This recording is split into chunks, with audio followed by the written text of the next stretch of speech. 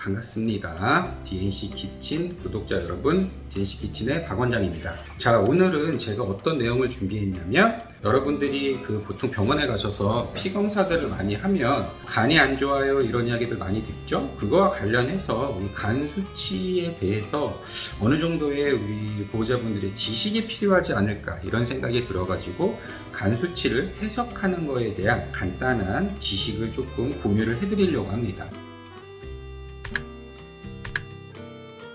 보통 병원에 간이 안 좋아요 하고 왔는데 검사를 해보면, 아니면 그 검사 수치를 보면 이거는 굳이 영양제를 먹거나 그럴 필요가 없는 단계의 간 질환인데 왜 영양제를 먹고 있지? 그 보호자분은 왜 이렇게 심각하게 간이 안 좋다라는 걸 인지하고 있지? 이런 경험들을 실은 많이 하게 됩니다.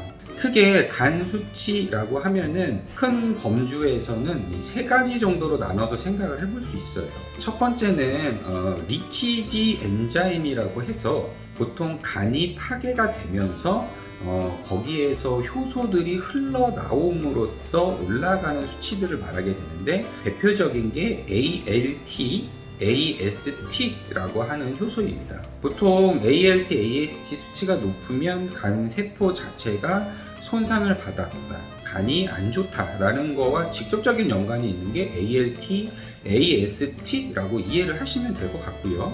그 다음에 인듀스 엔자임이라고 하는 게 있습니다.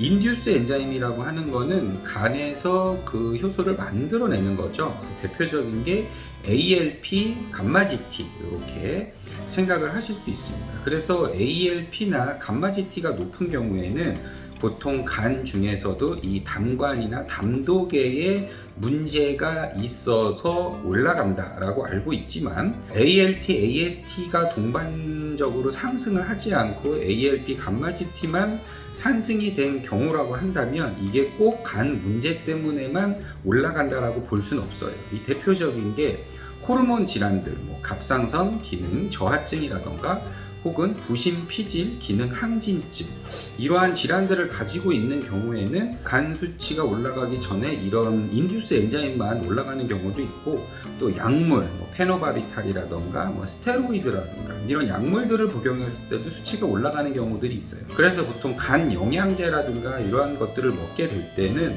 일반적으로 이 네 가지 수치들이 다 어떤 영향을 받았을 때 하게 되는 것이고요. ALP 수치만 단독으로 높거나 이렇게 한 경우에는 그게 꼭 100% 간이 안 좋다라고 직접적으로 연관을 짓기에는 조금 어려움이 있다는 겁니다.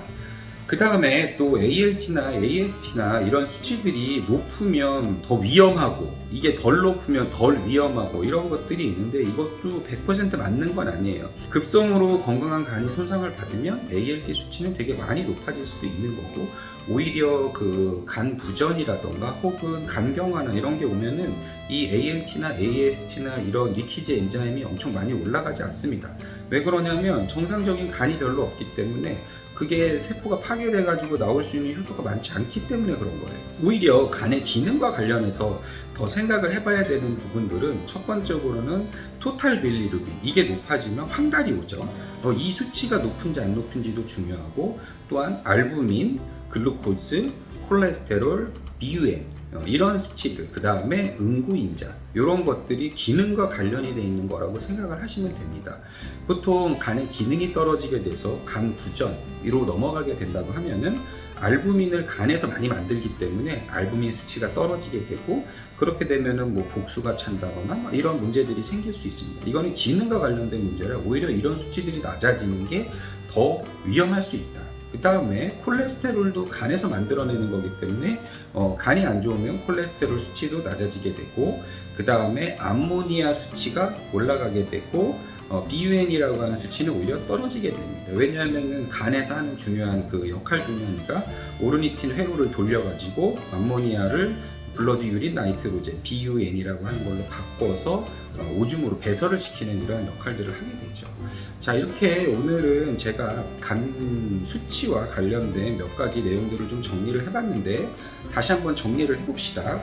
첫 번째, 간 수치는 리키지 엔자임 ALT, AST, 이 수치는 간 세포가 손상을 받았을 때 올라가는 거다. 그러니까 간이 안 좋다라고 하는 건 실제적으로 ALT, AST 수치가 얼마나 높냐 낮냐, 이게 가장 중요한 거고요.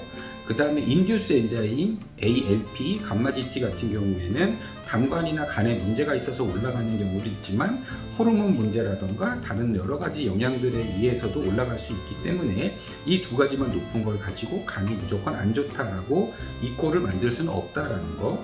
그 다음에 더 중요한 거는 간이 안 좋았을 때 예후적인 부분이나 여러 가지를 봤을 때는 간의 기능과 관련된 검사들이 필요하다. 그게 대표적인 게 알부민, 글루코즈, 토탈 빌리루빈, 콜레스테롤, BUN, 그 다음에 응고, 임자 등이 있습니다. 그렇게 생각하시면 되고, 그 다음에 또 볼 수 있는 게 이제 담즙산 농도 검사라고 하는 게 있는데, 공복이었을 때와 밥을 먹고 나서 바일 애시드의 농도를 재서 이 수치가 얼마 이상 높으면은 간 기능에 문제가 있다, 간이 안 좋다라는 거를 이야기를 해주는 겁니다. 그래서 이 여러 가지들을 종합을 해서 이거를 가지고 이제 뭐 간약을 처방을 받아서 먹어야 되는 거냐, 아니면은 영양제를 먹어야 되는 거냐, 그렇지 않으면 간 수치가 이렇게 높아진 원인이 호르몬 쪽에 문제가 있느냐, 이런 거에 따라 관리하는 방법이 조금씩 달라지지 않을까, 이런 생각이 듭니다.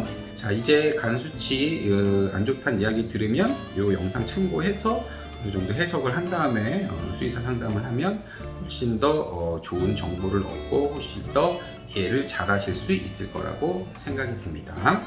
안녕.